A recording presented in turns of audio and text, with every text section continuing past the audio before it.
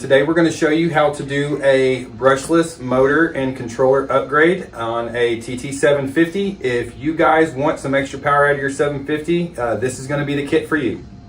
We're going to go ahead and show you the parts that you're going to need to install this 750 watt brushless motor kit into your TT Burromax. First things first, you're going to see is this new 3-wire tail light. Then next we're going to move to the smaller diameter shock that you're going to get so that we don't hit our new motor housing.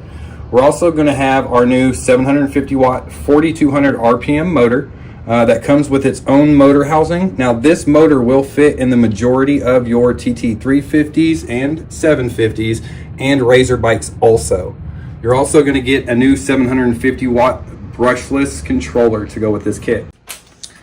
All right, Clint's got that ball end. Does make that a lot easier to get that seat off there, and depending on what model, it may have nuts on the back of it, may not, but it sure makes it easier when you got a ball. Looks like I already unplugged that tail light, so we're rolling right along.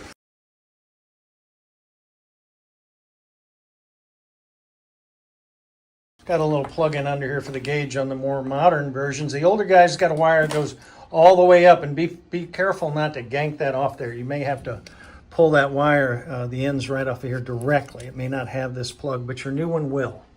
Your new controller will, that is. We're going to go ahead and stick the taillight in it now because it'll be ready when we're done. So you should be really careful with this. You can take this stuff off with an impact if you want, but we really like to see it if you put it back on, not using an impact, because it's so easy to strip these things out. So here's your new taillight. She's ready to go back on. We're going to go ahead and get him a Phillips screwdriver so he's ready to roll. It'll say Burromax, St. Louis, Missouri on the outside of it when you get it on, right?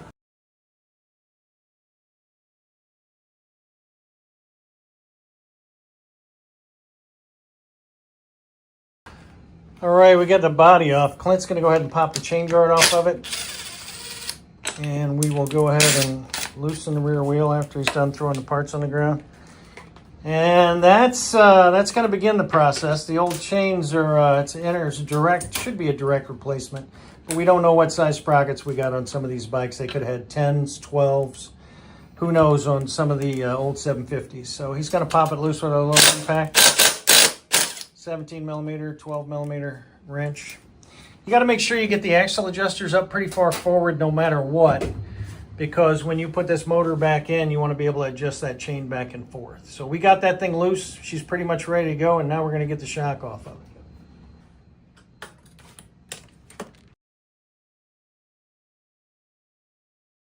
Shock bolts can be a bit of a pain. They can be tight, and how to get into them can be a minor struggle. But Clint is using a regular wrench and his T-handle to get that out. If you got ball ends, you can use them. We do have them, but we're just showing you kind of you might run into this situation on this top shock bolt. So when you get to a shock bolted stubborn, they can be a real pain, but typically you'd want to screw these in just a little bit and then knock them out. You want to push them in, but if you put a couple threads on them, put just a couple of threads on them, get them started, put your T-handle on there. You may have to bump these just a little bit to get them out. They get a little bit stiff, hard to knock out. Both of them, you might want to just screw it back in just a little bit. This could happen to you. Looks like they're moving out for us, so we are good to go. Clint got that old one off. We're going to go ahead and stick half this new one back on right now because we can. It has to be done. Might as well do it now. If you got any anti-seize or anything, you can put a little bit on the bolt here, because sometimes these bolts do get pretty ugly. You can get them cleaned up if you need to and stick them back together. If they need replacing, they're fairly inexpensive too. So, all right, Clint's going to get this thing flipped over. Oh yeah, you got to unplug the motor. There you go. It's a good start. Can be tight. Sometimes these things can be welded on. They weld themselves together because they have a bad connection. And we'll show you when you go back together how to kind of ensure you got a good connection. So let's flip this thing over. There you go. There's what she looks like underneath, ready to go. Clint's going to use his impact, pop these right out of there. Comes out pretty quickly. Front two got a pair of nuts on them, so you got to reach down in there, get your open end wrench on them. There you go. There's one. You'll be glad to know you don't got to mess with those nuts on this new motor you're sticking in because it's built into the bracket. Nice and threaded. There you go. She's ready. He's going to go ahead and pop the chain off that motor. Okay, Clint's getting ready to throw this baby back in here. See, all these are threaded on this particular mount we made for this thing. Threaded, and they're made to hold the motor on the sides. So these should go back in pretty easy for you. Much easier than it came out. We got the chain off the rear sprocket so we can get it on the motor sprocket here. Get her laid in there real nice and easy. Get a couple bolts started. Again, we do use a little bit of blue Loctite. Never use red. You know, red on these bolts and nuts make things really hard to disassemble. But we typically, you know, on these motors, when you put them in, they like to be pulled over to the sprocket side. So he's going to hold up on that thing while he's hitting it just a little bit. If you got any blue Loctite, we always like putting blue Loctite on bolts and nuts. Don't use red. Definitely don't use green, but blue is good for about anything. It does help keep everything together. So we got that sprocket on, the chain on that sprocket, I mean. She's just about ready to come together. If you pulled your adjusters back well enough, this thing ought to be able to lace right back onto this chain without any grief whatsoever, almost none. I mean, that thing is, it's got to be loosened up. Do not force that. Okay, so we wound up, we figured out we're gonna need a 16mm socket that'll lay right in there, or whatever socket you got that'll lay in your bracket. Just kind of point it right up here, straight where that shock's coming from, and that's the angle in which you want to do this little clearance operation with. Clint's gonna give this thing a good little hefty tap. He's gonna give her a good bit of persuasion right here. And that'd be about all she needs to make sure that when you come down with this shock, if you have a clearance issue at all, that it's going to set in there just right. So there you go. She's straightened out. Okay, here we go. We're going to get these 10mm side bolts out. We got a little ratchet. Makes life a little handier for sure.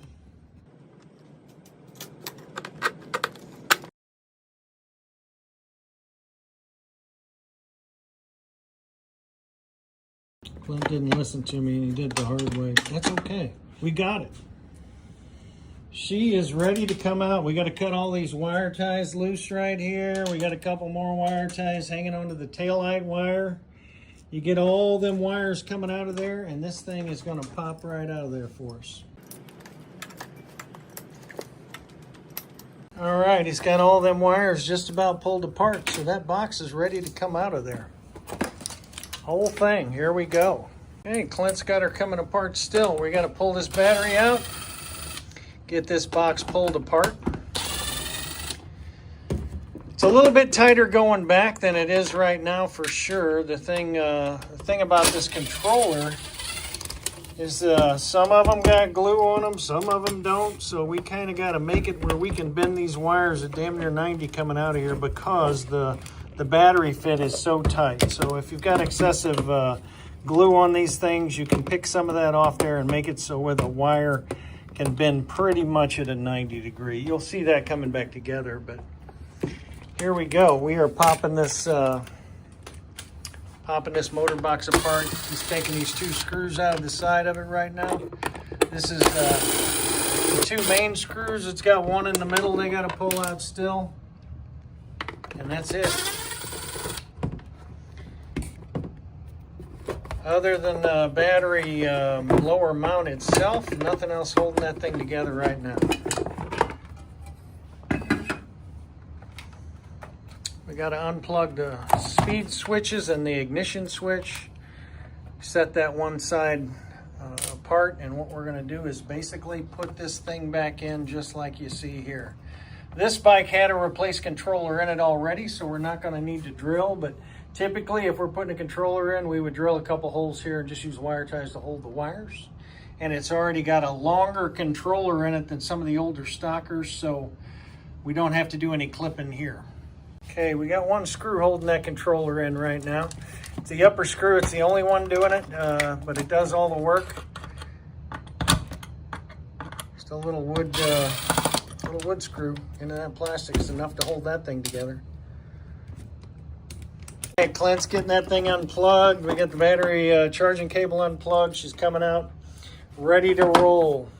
All right, when we go back in with this controller, there is the pin used to be here, but when people buy or replace controllers in 750s, they get a longer controller, and that pin has to be cut. Our new controller, same way, it's a little bit longer and needs that pin gone. So if you have to cut it, you cut it with a pair of dikes. You can just clip the plastic and you're good to go. Same situation with this controller. It sets right down in there. You got to shoot your screw in the top. And you don't want to tighten it with your tool. I'm telling you, that is a dangerous, dangerous thing. Typically, we like to hand tighten that stuff and just make sure we do not over tighten them things. So back to this 90-degree wire idea. So the problem with these, again, is it does get really tight to push all these wires, the battery in actually, after the controller's installed. So we want these wires as close to the bottom of this controller as we can get it. And that's the reason I'm telling you that sometimes you might have to move a little glue out of the way to do that. So Clint will show you what it looks like to get them wires laid in there right, and the order, kind of how we fish them in there. So it's a little bit of a push, but they go in nicely. We got our brake wire, throttle wire. Here he's got the switch wire for the headlight and the gauge. We have a pair of learning wires, new set of wires coming out of the top here that you haven't seen before maybe on the 750, and it's how you make the motor rotate in the right direction. These little learning wires have their own special little plug, and they're not supposed to stay plugged in. They're just supposed to be plugged in to teach it what direction you need it to go.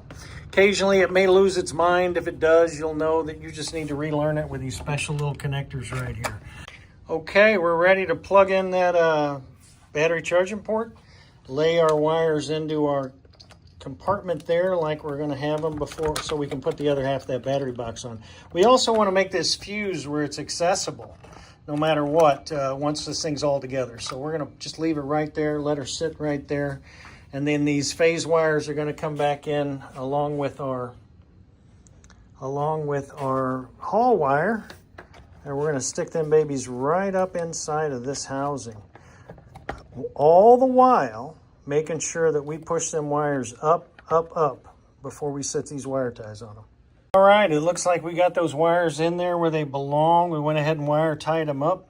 We put a little bend on them back in this back corner because actually the battery's still got to fit into that corner. So we got to kind of imagine that battery going in and having clearance right in here. That's why we put such a hard bend on that. If you still have the rubber in your battery box, it does fit with all four wires in it just fine after you put that bend on it. All right, we're going to go ahead and get the other side of this thing put on here. Clint's got his pretty easy to follow wire instruction. It's plug and play here. You can't hardly miss as long as it fits. It's probably right. So blue to green for the high and low, 3 wires for the ignition. We're going to lay the other side back on here and get her ready. We're kind of making room, and we're sticking everything in that pocket, and we're making a little bit of room so we can still get to that fuse in there. That's going to be one of our goals here. 3 screws are going to go in now.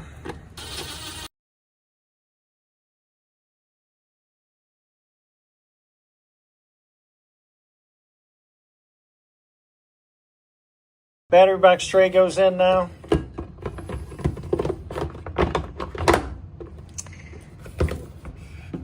She is ready to go. Okay.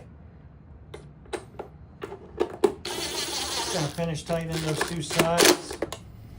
Just very lightly on everything. Those are lock nuts. They should never come loose, and you don't want to over squish anything, so just be careful how much force you put on those.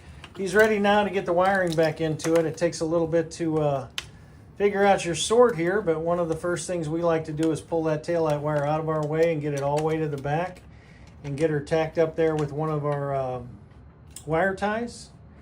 Keeps it out of the way. We know that one's got to come all the way back here, so there ain't nothing wrong with just go ahead and sticking a tie on it right now and getting that thing out of our way. Here we go. We're going to keep sorting these wires out. It's pretty straightforward.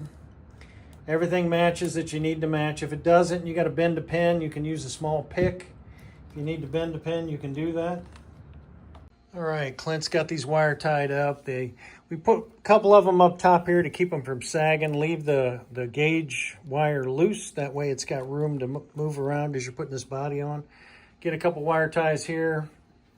Get one down here. Loosely grab our brake cable at the same spot.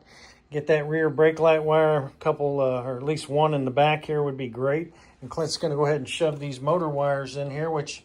So this waterproof plug here is it's got a couple little arrows on it, and if you look, you can see a notch inside that housing. Is pretty clear. Make sure you put those together correctly. Gently, you can feel it, and when you got it right, and you know you're in the right spot, they snap right together. You don't bend any pins. Things go great. This bigger wire here, this new Amos connector, it's a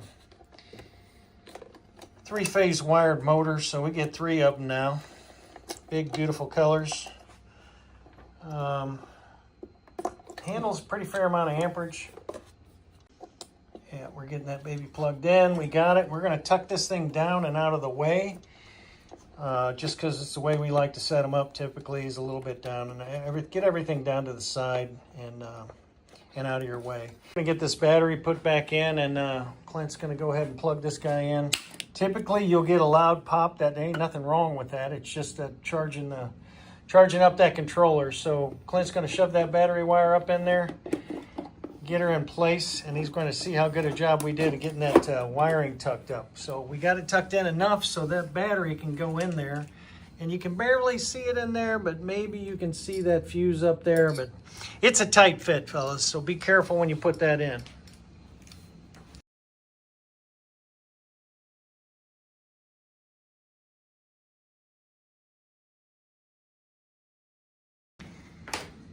Got to get that outer cover on. Before he puts the outer cover on, though, you guys, I want to show you this switch. Go ahead and pull that off real quick, Clint. This switch right here is still going to operate for high and low. It is definitely, as far as we know, rear is high and front is low. You can always check that. But that's the operation of that little switch I'm sure you're all familiar with. Small switch, be gentle with it. Go ahead and shove that on there for us. There we go. We're going to go ahead and stick this outer cover on. He's getting them there nice and gentle with that T-handle. It's always nice. You don't have to use it, but again, it doesn't hurt nothing if you use them. They certainly keep you from stripping bolts up. All right, we're going to head on back to the back side of this thing. Make sure that we got our chain adjusted. So the adjusters on these guys are...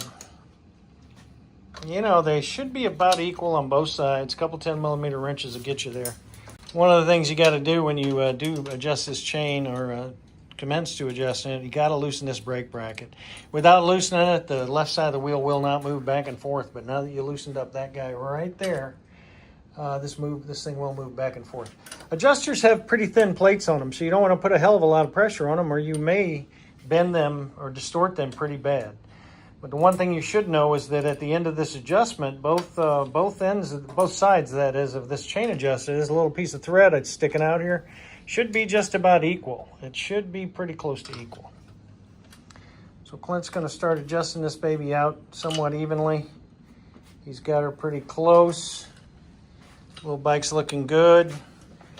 You guys will love these new brakes too. They're definitely the bomb. Go back in, we'll take a look at this rear chain adjuster. So we do try to keep these things pretty equal on this side. You'll see that little guy there, this little guy here, they're just about the same distance. We've got just a little bit of free play in that thing, and we're looking for about, a 1/2 inch of free play. And at that point, you can go ahead and tighten the axle. And sometimes when, if we tighten the axle and that chain gets too tight, we'll just hold up on that thing while we're tightening that axle, and it will bring it back into, it won't let it pull forward or move around. Last thing you need to really do after you get that axle tightened up is make sure you do go back in and tighten your brake bracket, or your brake adjustment will be all screwed up if you don't get that right. So we want that to be tightened up before you even start on the brake. And we do want you to do a brake adjustment while you're here, and that just pretty much simply means you need to loosen these 2 bolts on this brake holding that bracket just enough so this thing can move around a little bit. And we want you to reach up here, grab the brake lever a couple times and hold it, and it basically just centers that brake caliper. And while you're holding it, we want you to come back down here and just snug that guy up, snug this guy up, and that brake is about as good as she's going to get at that point. Sometimes as the brakes wear down, you do got to readjust them, but I will say these red brakes we got here, those pads last quite a while. They're pretty doggone hard, and if you're going to put a set on, definitely check your rotors and put new rotors on if you need them. Quite a nice addition along with this brushless motor. So we're at a point now where we can go ahead, the chain's adjusted, everything's in, shocks on, everything's pretty much ready. We just got to set that motor now in the right direction and get the body plugged on, and we'll be ready to go. So the first thing you want to do in this motor, to get this motor set right, is we are going to turn the power on, and our cool new flashing headlight we are going to turn off. And we are going to put these two wires, the two learning wires we pulled out, I told you about earlier, the two little black wires.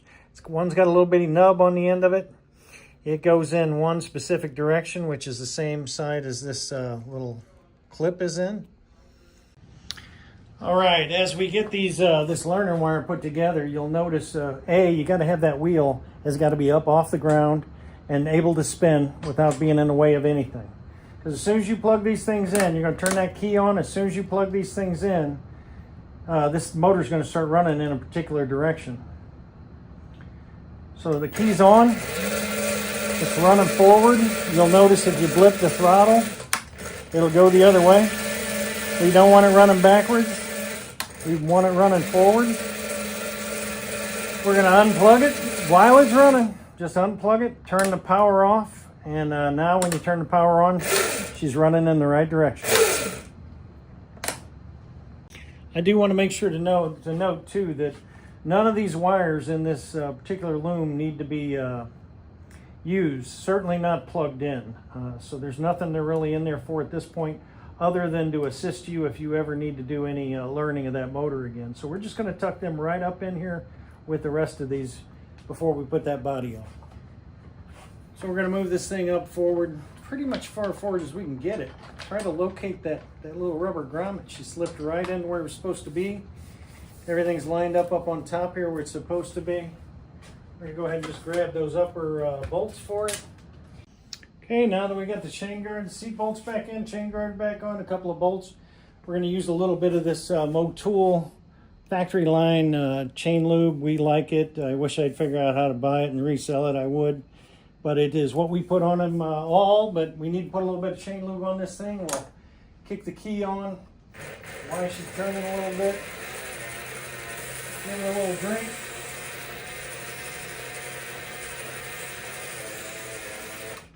I think we're ready. Looks like fun. I think we're going to figure something out here. All right, guys. So basically what we got here is we have the red line representing our old brushed motor 750. Good running, strong motors, but they don't hold a candle to our little brush motors from really a pretty low speed. I think, what is it, about 8 miles an hour, you got a 20% increase right there in power. At the rear wheel. And where you really notice the power on these things is somewhere if you're pulling a hill or something. It's not that they spin up so much faster. It's more like just pulling a hill. They just pull harder. I mean, here you're well over 20%. You're closer to 30% more power at 15 miles per hour. And you'll notice that. I mean, if you get out there just running as fast as they'll go, they'll run almost together. Right around 25 miles an hour is about all they're going to run, either one of them. But if you slow down to a hill and you hit 20 miles an hour, that's where that little brushless motor is going to pull you right up the hill and the other one's not. So this is a pretty good representation of the difference in them. Solid 20+%. And the efficiency of the motor, it uses less energy to get there. So it's closer to, it's about 15% improvement. Great choice. I think you'll enjoy it. Thank you.